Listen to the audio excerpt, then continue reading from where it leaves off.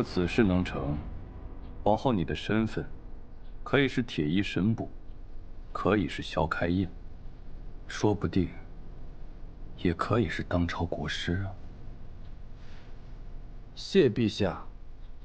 这吴杰对抗北荒之心坚决，朝中的主战一派皆以他作为表率。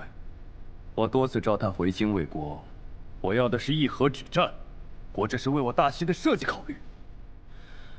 我相信百姓定能明白寡人的一番苦心吧。陛下能有如此仁心，实乃我大西子民之幸。陛下只需继续往仙人关发诏，命吴杰立即返京。我与命大队人马埋伏在吴杰返京途中，定能将其擒获。依你的意思是，若吴杰落在你的手上，这仙人关的将士定会忌惮北荒大军突破，不敢声张。